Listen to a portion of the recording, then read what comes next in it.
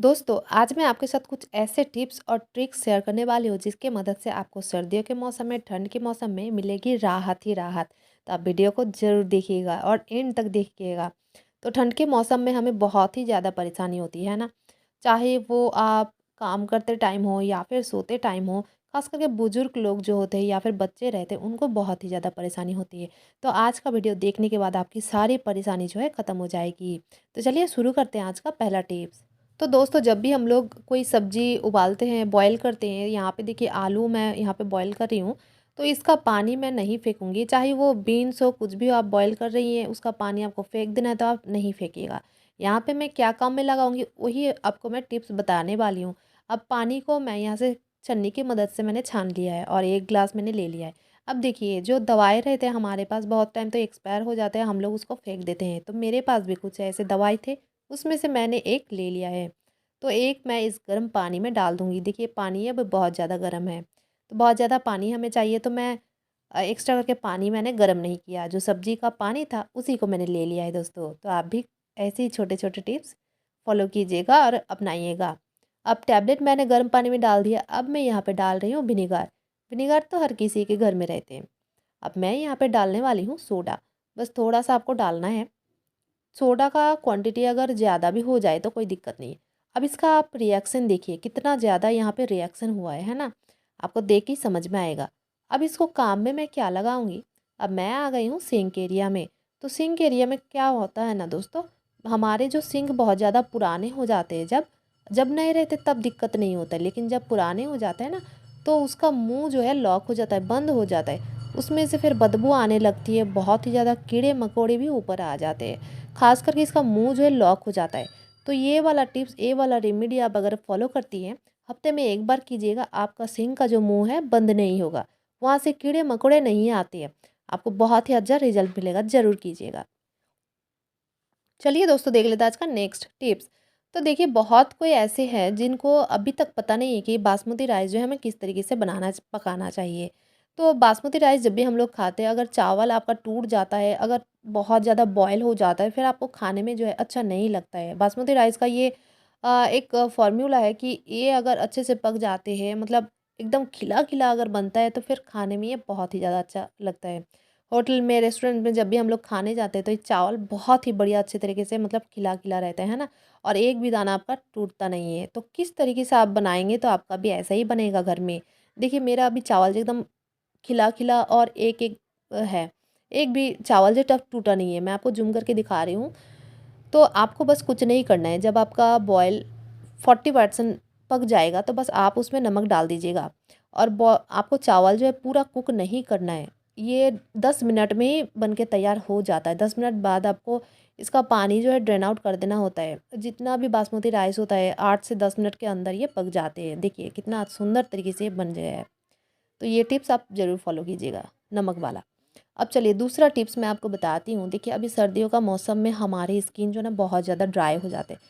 जिन लोगों की स्किन बहुत ज़्यादा पहले से ही ड्राई है, रूखे है, उसका नमी जो है और ज़्यादा चला जाता है सर्दियों के मौसम में। लेकिन आप एक टिप्स फॉलो कीजिएगा, आप अपने खाने में ना सरसों का तेल ऐड कीजिएगा। इससे क्या होगा, आपका स्किन का नमी, आपका स्किन का मॉइस्चर जब बरकरार रहता है, उतना ज़्यादा ड्राई नहीं होता है। आप हर खाने में जो है आप सरसों का तेल ऐड कीजिए, कम से कम ठंड के मौसम में, तो आपको बहुत ही अच्छा रिजल्ट मिलेगा।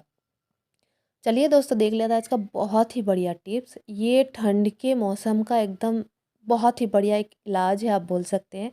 ख़ास करके उन लोगों के लिए जो बुज़ुर्ग लोग होते हैं या फिर जिनकी जो है न्यू बॉर्न बेबी है घर में, उनके लिए बहुत ही अच्छा टिप्स है। और ठंड में जिनको बहुत ज़्यादा प्रॉब्लम होती है, दिक्कत होती है, उनके लिए भी ये टिप्स है। तो देखिए जब भी हम लोग थक जाते हैं काम करके, फिर जब बिस्तर में सोने आते हैं ठंड के मौसम में, तो बहुत ही ज़्यादा ठंडा फ़ील होता है ना? बुजुर्ग लोगों को तो बहुत ज़्यादा दिक्कत होती है। तो आप एक काम कीजिएगा, आपके घर में अगर पुराना शॉल रखा हुआ है तो उसको इस तरीके से यूज़ कीजिए। अब देखिए बिस्तर के बेड के मिडिल पोजीशन में मैंने इसको डाल दिया है, इस तरीके से अच्छे से फैला दिया है। चादर जैसा मैंने इसको फैला दिया है। अब इसको आपको ब्लैंकेट से ढक देना है। इससे क्या होगा दोस्तों, आपका बेड जो है गर्म रहता है और जब भी आप सोने जाती है आपको एकदम आराम सा फ़ील होता है, आप गर्म महसूस करती हैं, आपको ठंडा नहीं लगता है। तो अब देखिए, अब बिस्तर को तो मैंने इस तरीके से शॉल की मदद से ढक दिया। अब मैं जब भी सोने जाती हूँ, तो जब भी मैं पिल्लो पे सर रखती हूँ तो मुझे ऐसा लगता है कि मैंने बर्फ़ के ऊपर सर रख दिया, मानो मुझे ऐसा फ़ील होता है। तो ऐसे शायद बहुत लोग होंगे जिनको पिल्लो से भी दिक्कत होती होगी ठंड के मौसम में। तो मैं क्या करती हूँ, मेरे पास और एक शॉल है, तो मैं शॉल के अंदर सारे पिल्लो को डाल देती हूँ। इससे क्या होता है ना, जब भी मैं सोने जाती हूँ तो मुझे बहुत ही ज़्यादा राहत मिलती है। तो ऐसे बहुत लोग होंगे जिनको दिक्कत होती है, तो आप इस तरीके से ये वाला टिप्स जो है फ़ॉलो कीजिएगा। आप जब भी सोने जाती हैं आपको बहुत ही ज़्यादा राहत मिलेगा, आपको ठंड महसूस नहीं होगा, आप आराम से सो पाएँगे। तो सिर्फ़ ये बच्चे या फिर बुज़ुर्ग के लिए नहीं है, जिनको बहुत ज़्यादा दिक्कत होती है ठंड के मौसम में, उनके लिए टिप्स है, बहुत ही ज़्यादा राहत मिलेगी, आप ज़रूर कीजिएगा। और फिर जब आप ये कर देती है, ब्लैंकेट से आप पूरा बिस्तर को जो है ढक के रखिए, इससे आपका बेड गर्म रहता है।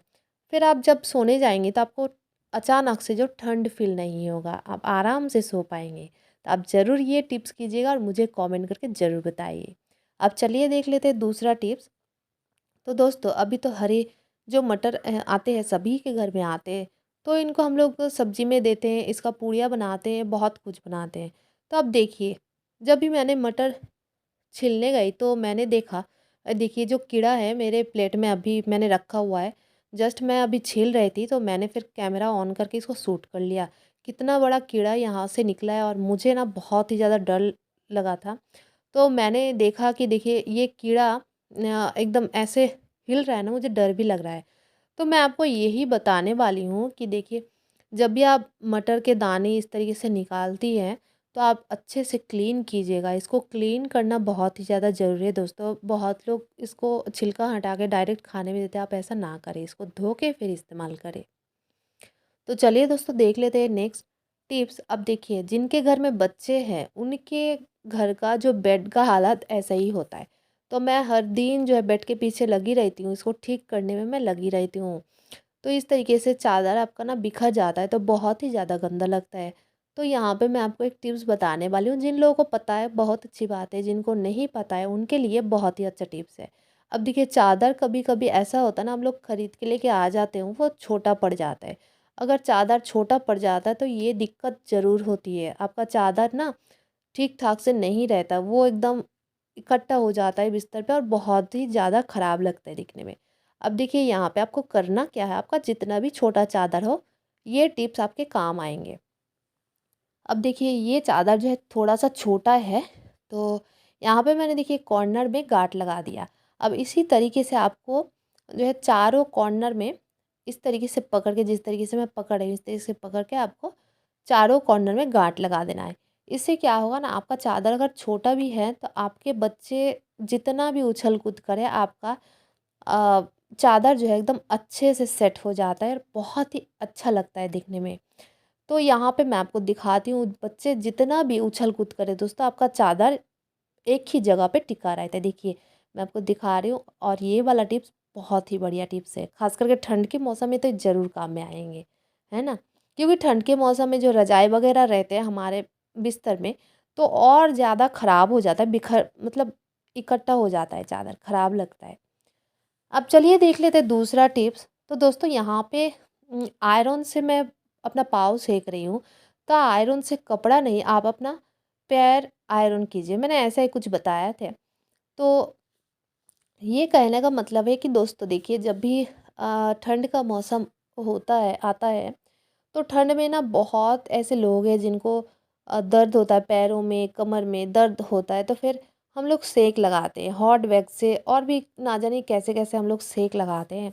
तो ख़ास करके जब हम लोग बिस्तर में आ जाते हैं तो दर्द और ज़्यादा बढ़ता है और ज़्यादा महसूस होता है हमें कि बिस्तर में आने के बाद जो है दर्द थोड़ा-सा ज़्यादा फ़ील होता है। तो आप एक काम कीजिएगा, इस तरीके से आयरन ले लीजिए, आयरन को आप गर्म करके फिर उसको प्लग से हटा के आप इस तरीके से सेंक लगाइए जहाँ पे आपको दर्द है।